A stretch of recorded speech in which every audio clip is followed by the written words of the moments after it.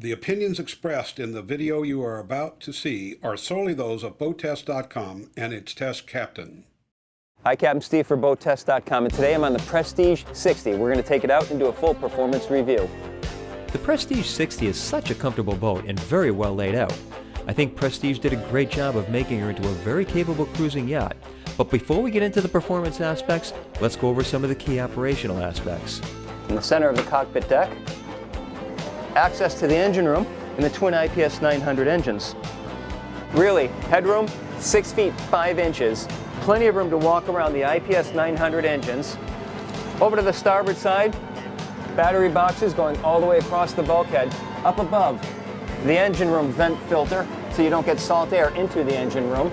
Coming forward, fixed firefighting system, fuel tank, 2 of them going all the way across with the fuel filters attached to the front side of the tanks.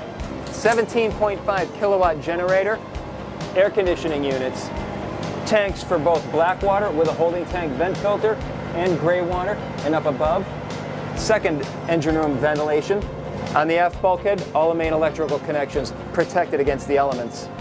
Because this engine room is so large and these engines are so easy to work on and get around, the only thing that seems to be missing from the engine room is a tool bench.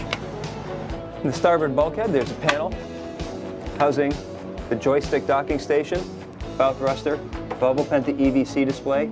The side decks are wide enough to be comfortable until you get to about the midship section. Then this grab handle starts to force you to lean out a little bit. What would solve that problem is having the grab handle up a little higher. However, notice that the side rails are leaning out just a little bit to give you a little extra room. 1.75 inch beefy rails. Right in the center of the deck, fuel fill recessed under a hatch. Beefy rollers for the line to run through, stainless steel chafing gear, stainless steel anchor roller for the ground tackle. Plenty of storage to both sides of the quick windlass. To the starboard side, you also have your remote control, and you're able to get underneath and undo any tangles that may occur. In the salon, the design and styling continue, and there are several examples of that. Look at this helm. No glare, leather, suede, beautifully laid out. Look at the helm seat. I like that it's not double wide because the captain is now part of the salon gathering. It's not cut off from the salon. Seat has a flip-up bolster, electrically actuates high and low and fore and aft. Controls laid out on a leather panel. Whether I'm sitting down in the helm seat or standing, the visibility is perfect. The overhead is high enough so that it's not interrupting my line of view. I very much like being a fingertip operator, and while I'm sitting at this helm, my fingertips just fall quite naturally to the wheel. With the leather panel and the suede dash, it's such a pleasing look to the eye and no glare. And look at how much room we have for the dual 14-inch widescreen displays. And with windshields this large, it's important that you have the defrosters up forward.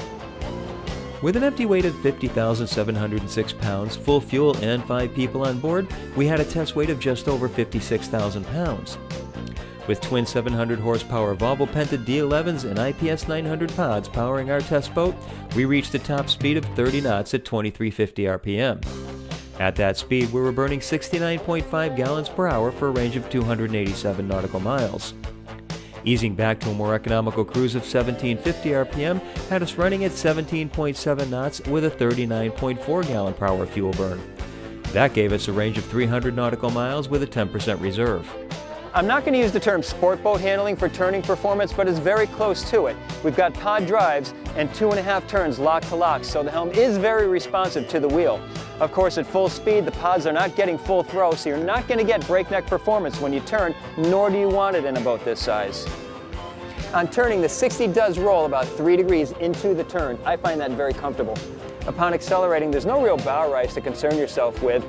The Prestige 60 settles into about a 3-degree bow-high attitude, so you're not going to have any effect on visibility whatsoever. There's so much that I'm impressed with on the Prestige 60 from a fit and finish standpoint, but mostly from a handling standpoint. It's a very solid, very comfortable handling boat. With the IPS and the joystick control, docking the Prestige 60 and close quarters maneuvering are the least of your concerns.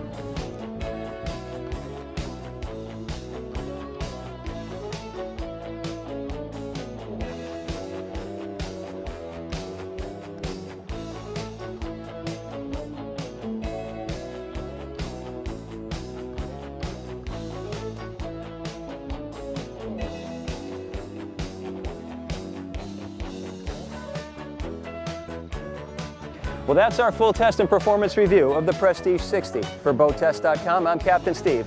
We'll see you on the water.